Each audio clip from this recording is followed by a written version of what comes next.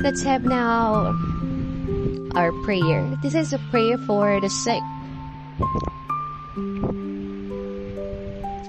Loving and merciful God, we come before you today with heavy hearts, carrying the burdens of those who are ill.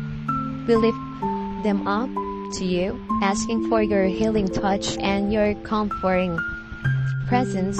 We know that you are a God of compassion and love, and we trust in your power to restore health and wholeness. We pray for them, for strength, for peace, for relief from pain.